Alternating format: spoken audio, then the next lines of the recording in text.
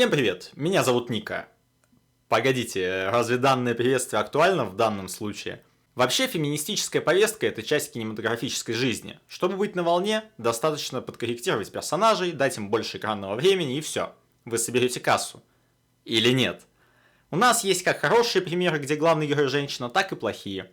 Увидев постер фильма «Нация убийц» и его начало, мне показалось, что это очередная агитка про сильных женщин, завернутая в трошачок. Посудите сами. Цвет текста под цвета флага США, оповещение о насилии, ну и главные геройки. Большинство зрителей отсеялись бы на трейлере, но лично моя задача на сегодня показать, что этот фильм не является агиткой за феминизм, а является скорее... Хотя давайте-ка не торопиться.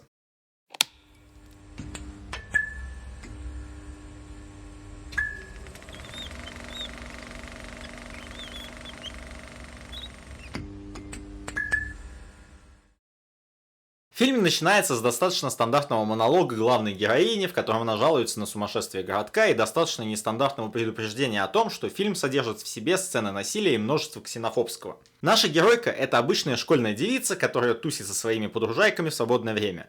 Боже мой, я просто обожаю эту песню. Какую песню? Эту песню.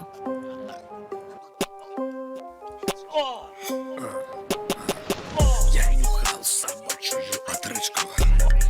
Я нюхал собачью отрыжку. Я нюхал собачью отрыжку. Вместе они обсуждают пенисы, вагины и сплетни о пенисах и вагинах. А если в наше время парень не отлизывает киску, он 100% психопат. К сожалению, треть фильма упирается в это, посему мы обойдемся лишь несколькими фактами из начала. Факт первый. Лили, она же главная геройка, ведет роман с двумя одновременно. Если первый парень нужен скорее для тела, то второй парень, судя по ее описанию их отношений, нужен скорее для души. Он задавал мне такие вопросы, которые мне никто раньше не задавал. Топор весит 1 килограмм плюс полтопора. Сколько весит топор? Факт второй. Мэр города, известный риторикой о традиционных ценностях, в результате работы местного Олега II, Олег II, вы поняли, да? Надеюсь, что поняли. Так вот, в результате работы Олега II весь город узнает о гомосексуальных пристрастиях мэра, хоть и в распространении сливы участвовал вообще левый паренек. Почему люди, которые так рьяно борются с ЛГБТ, простите мой французский, оказываются самыми конченными гомиками? Факт третий. Между ними во время секса что-то случилось. И во время просмотра у меня возникло две версии. Первая, что он сплоховал в постели. Вторая, что она, то есть Бэкс, это он. Нет, вы просто посмотрите. Но мои соглядачи поддержали первую версию. Вроде все факты. А теперь по сюжету. Мэр решает выпилиться на пресс-конференции, и тут можно вспомнить публичное самоубийство Дуайера в прямом эфире, но тот был обвинен в растрате бюджетных средств. А тут мэр лишь увлечен в лицемерие. Такое происходит повсюду, стоит ли ради этого публично стреляться? Я так не думаю. И тут я делаю вывод, что фильм будет достаточно гиперболизированно повествовать нам о жизни в городке Салем. И мы подходим к следующей жертве местного Олега II. Им становится директор школы, где учится главная героиня. Но прежде всего давайте обсудим 8 фотографий его голой дочери, которые он хранил в галерее. Фото были сделаны 3,5 года назад, значит, Элисон Таррелл было всего 6. В этот момент я словил небольшой триггер. И дело совершенно не в том, что общество из всей массы сообщений смогло найти лишь несколько грешных фото ребенка в ванной, а в том, что данные обвинения – это реальная доказательная база в деле против историка Юрия Дмитриева, который был осужден в июле этого года. Гиперболизированный фильм в данном случае ограничивается, хоть и необоснованным, но лишь общественным порицанием. В России же за такое можно получить реальный срок. К слову, вполне здраво рассуждает и героика. Мам, на каминной полке стоит фото, где мне 2 года, и я голая. Думаешь, это детская порнография? Лили, я не собираюсь сидеть здесь и слушать, как ты защищаешь педофила. Но типичный родачье не может в споры. А вы смотрели то видео, где семья отправилась на сафари в Африку? Их еще порвали в клочья 7 тигров. Нет, Донни. Не видел. Вот тут чувствуется заложенная сценаристом проблема. Проблема не отцов и детей, а лицемерие. Родители критически относятся к обнаженным фото, хоть и хранят их на виду, и в то же время им абсолютно плевать, какие снаф-видео смотрит их сын. 3-4 Шлюшкин адрес мы добыли. Посмотреть код страницы. IP-адрес. Москва.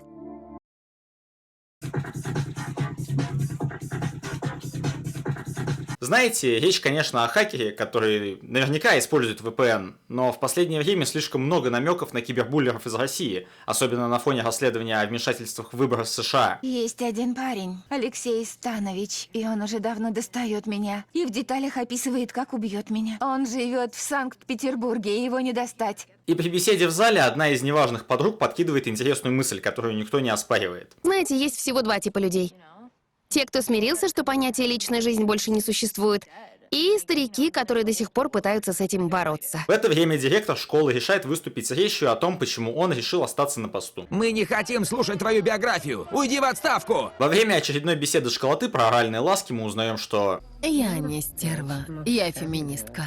А после происходит конфликт Лили и ее парня на почве все той же темы. Думаешь, это охренеть как круто рассказывать такое подругам? И если бы его сообщения не дублировались на экране во время их переписки, я бы даже сказал, что этот парень вполне здраво мыслит, но по факту он такой же мудак, как и все остальные. Вообще не понимаю, почему его решили подчеркнуть именно в этом конфликте. Вы должны быть поосторожнее с этим парнем. С чего вдруг? Стоит задуматься о том, есть ли у вас какие-нибудь секреты. При допросе того самого левого паренька происходит очередной, но уже массовый слив, который приводит к раскрытию любовного треугольника. От папочки уходит семья, выясняется, что черлидерша сливала откровенные фото подруги третьим лицам, и что Бэкс таки трансгендер, отношения с которым скрывал ее парень. В жопу Даймонда. Поверить не могу, что он сосал Хербекс. В итоге куча полуголых парней на почве гомофобии хотят устранить парня Бэкс, черлидерша получает по голове.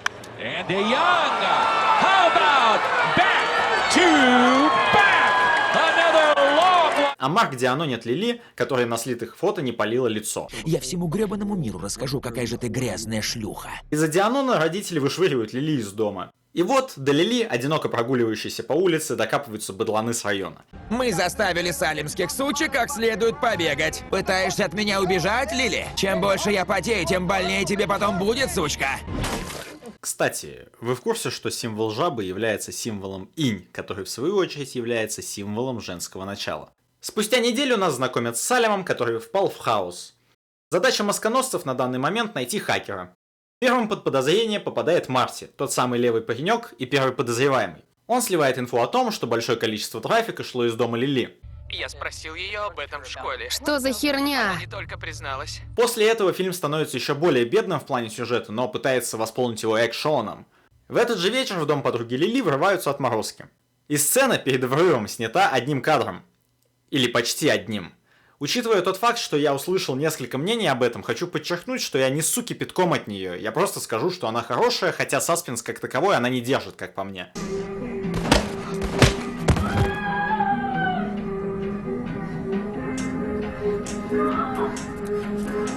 Мать шоколадки себя неплохо проявляет, но ровно до тех пор, пока не заканчиваются патроны. В ходе этого набега Бэкс и Лили по отдельности сбегают, а двух других арестовывает, но уже народная полиция. В итоге Лили оказывается у того, кого мы знаем под никнеймом Папочка. Он ее домогается, в то время как Бэкс вылавливают и собираются повесить, однако под маской оказывается ее парень. Я не сделаю это. Я не повешу ее. Ты тупой, что ли? Лили же, поддавшись, умудряется продавить глаза и сбежать в ванную, в которой уже чилит тот самый левый паренек из начала фильма. И да, одним из лидеров масконосцев является этот самый Папочка. Это вам еще повезло, что спойлерские моменты не вошли в этот обзор. А я говорил, что сюжетно тут пахнет калом. Лили же уже успела снарядить заточку.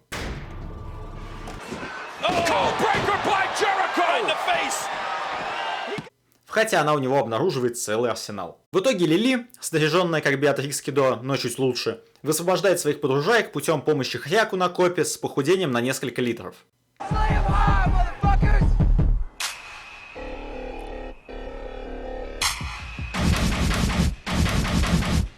Каким-то образом подкравшись, Лили вышибает мозг водителю, который в свою очередь вышибает тачку из-под ног Бэкс, но возникшая проблема легко решается махом катаны. В ходе перестрелки они кончают почти всех. Я прикончу этих сучек. Не надо!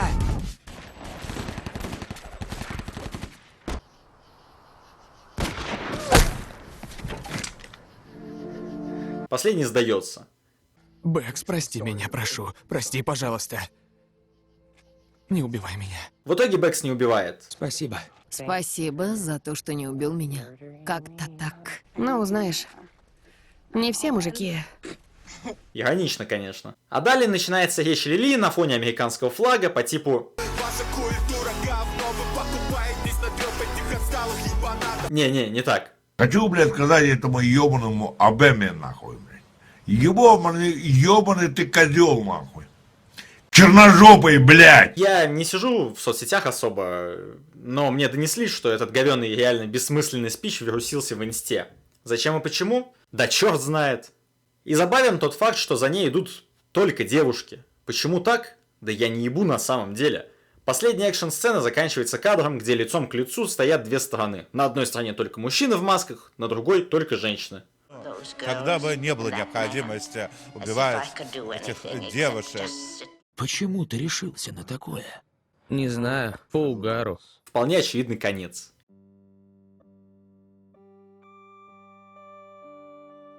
Знаете, я действительно пытался уловить хоть какой-то смысл всей происходящей на экране вакханалии, но это оказалось почти невозможно. Во время первого просмотра я выдвинул теорию о том, что фильм гиперболизирует кибербуллинг, но есть два факта, которые эту теорию уничтожают. Первый.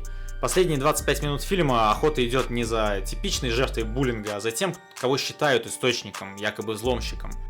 Второй. Сцена речи директора, в начале которой он ослеплен светом и не видит лиц протестующих. Однако позже они становятся заметны, хотя перехода в виде физического контакта нет. Как бы понимаете, да? Нет как таковой аллюзии на самом деле. Левоват ли фильм? Конечно.